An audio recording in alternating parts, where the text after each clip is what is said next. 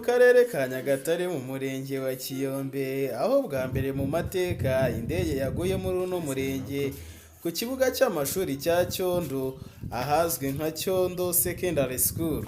Indege rero yaje iturutse ahagana aho bita Bwishya cyangwa se Manombe, irazigwa ku kibuga cya Cyondo. Gusa abanyakiyombe benshi byabatunguye bitewe nuko abo twagiye tuganira nabo byagiye bibatungura cyane. Wowe indege wayibonye ute? Urakoze.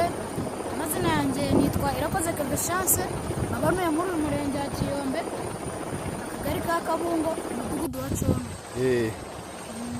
Hanyuma iby'indege kuba yamanuka hano bwari ubwa mbere uyibonye cyangwa se wigeze kuyibona? Oya rwose narengana rwose, indege nari ndakunda kureba ku mashusho banazisinaga kera mu Gikenyeri, rwose ubu ndayibonye rwose n'amaso yanjye. Hanyuma ukabwira iki minisiteri ishinzwe iby'indege?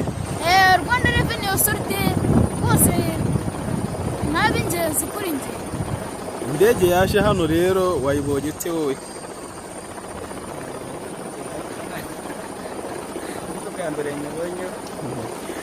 None wari uri gukora iki hano? Ubu indege urayibonye?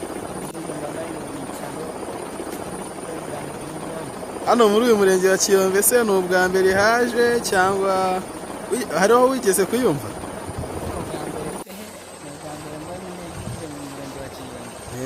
Gusa ntibyatinze mu minota mike ubwo NHD10 yari igihari, hahise haza abana benshi ndetse n'abantu bakuru baje gusagarira iyo ndege. Gusa ntibyaboroheye bitewe nuko iyo ndege hashize igihe gito igahita yongera ikigurukira nyuma yuko abari barimo bari bamaze kuvamo.